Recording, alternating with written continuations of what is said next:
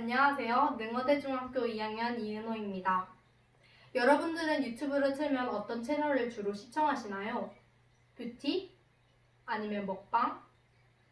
아마도 100가지가 넘는 다양한 채널을 즐겨보실 겁니다. 뷰티나 먹방도 좋지만 저는 주로 공익 광고들을 보는데요. 이런 공익 광고들을 보면 시청자들의 마음을 움직이는 문구들이 참 신기하고 내용마저 감동적이라고 생각해 오기도 했습니다.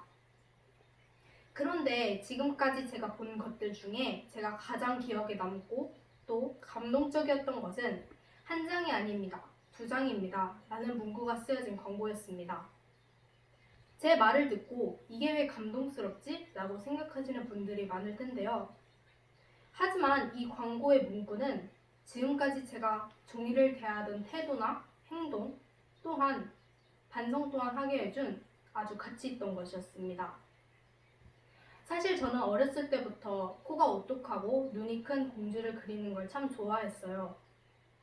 조금이라도 제가 만족하지 못하는 공주를 그릴 때마다 얼굴을 찌푸리며 구겨서 휴지통에 버리곤 했습니다. 아직 뒷장이 남았지만 말이죠. 이 기억은 제가 지금 환경을 사랑하는 저에게 흑역사일 정도로 후회되는 행동 중 하나였습니다. 지금도 저는 제 자신에게 질문을 합니다. 내가 왜 그런 행동을 했었지? 조금이라도 더 생각해서 종이에 뒷장이 있었다는 것을 눈치챘으면, 또 내가 조금이라도 일찍 종이가 한쪽이 아니라 두 쪽이었던 것을 눈치챘으면 내가 버린 종이들을 만드는 데 쓰인 나무들이 헛되이 쓰이지 않았을 텐데 라고 말입니다. 잠시 나무의 중요성을 설명해 보자면, 우리가 흔히 볼 수 있는 식물, 나무는 특히 공기 정화에 영향을 줍니다. 여러 오염물질을 제거하여 깨끗한 공기를 우리에게 공급해주고 온실가스를 제거하여 오존층 파괴를 막는 고마운 존재이죠. 또 눈에는 확연히 보이지 않지만 경제적으로도 도움을 준다고 합니다.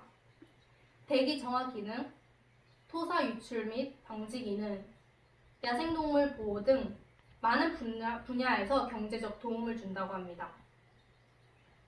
여러분, 혹시 1년 동안 자동차 한 대의 이산화탄소 배출량을 아시나요? 무려 8톤이라고 하는데요. 이렇게 많은 양의 이산화탄소를 흡수하기 위해서는 약 1헥타르 면적의 나무들이 필요하다고 합니다. 나무 한 그루가 자라는데 걸리는 시간이 몇십 년이라는 것을 고려했을 때 그만큼 많은 시간이 필요하다는 걸 알 수 있습니다. 하지만 우리 삶을 밝혀주는 고마운 존재인 나무에게 요즘 들어 안타까운 소식이 전해지고 있는데요. 지구의 허파라고 불리는 아마존에 서울 면적의 나무들이 모두 벌목되어 생태계가 더 악화되고 있다는 것입니다.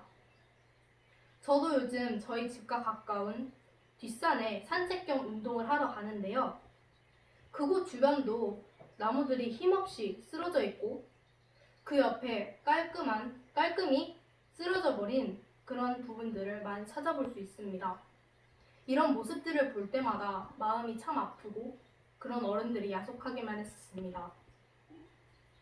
우리나라 경제 발전만큼 환경 보호도 그만큼 중요시 여길 순 없는 걸까요? 모두들 미세먼지와 황사로 인해 공기가 오염된 것이 중국의 영향이라고 생각을 하고 그렇게 말하기도 합니다. 과연 그게 오직 중국 영향뿐이었을까요? 아닙니다. 물론 중국의 무분별한 오염물질 배출로 크게 영향을 미친 바도 있겠지만 그동안 벌목된 수많은 나무들로 인해 대기 오염이 더욱더 악화됐다는 걸 확인할 수 있었습니다. 그 나무들이 벌목되지 않고 제 역할을 했었다면 미세먼지의 고통을 조금이라도 줄일 수 있지 않았을까요?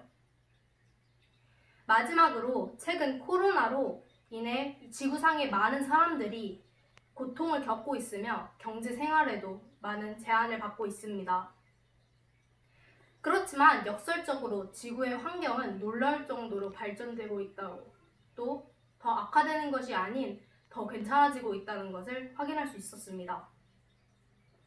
뿌연 매연에 뒤덮여 있던 인도에서 눈 덮인 히말라야 산맥을 감상할 수 있도록, 또 이제는 황사와 미세먼지로 고통받는 날들이 사라질 수 있도록 여러분들의 종이 사용에 대한 인식을 바꿔 작지만 의미 있는 행동을 실천해 주시길 바라며 연설 마치겠습니다. 감사합니다.